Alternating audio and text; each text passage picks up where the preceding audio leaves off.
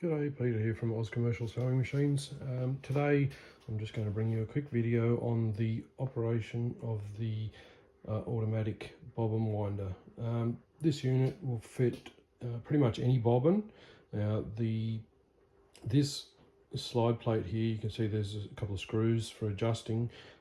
This is the sensor plate. It moves in and out depending on the size and type of bobbins that you want to wind. So that it can detect how full the bobbin is. We have a thread cutter here, so once the bobbin is wound you can pull your thread behind that and then pull it up, and you can see the blade right there.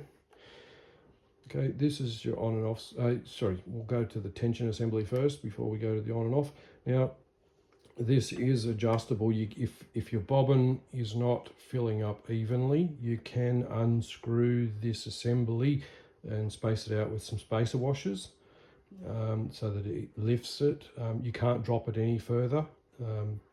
Like some of the Janome bobbins that I've wound with one of these, it does need to be spaced a little bit.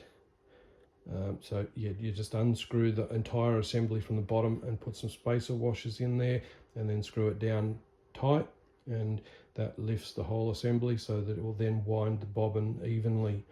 So you just keep on adding those, just a thin shim washer if it's not winding evenly. But now to thread it, we've got this little thread post here, which will handle large cones and up into the thread guide, down into this guide, around the tension assembly, out the tension assembly, and into the bobbin. So now we'll just turn it on. That'll glow red. Okay, and to start it, all we do is push that button, and it's now winding a bobbin.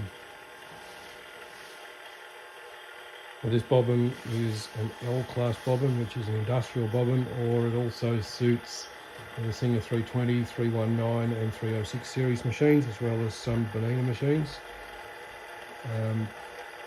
And other Janome machines, the 1600p, and some of those larger machines use this size bobbin. Excuse me. So now that that's full, you can see that I've set the sensor for this size bobbin. Okay, all you do is pull that off, put the thread under there and cut it, and that is a nicely wound bobbin.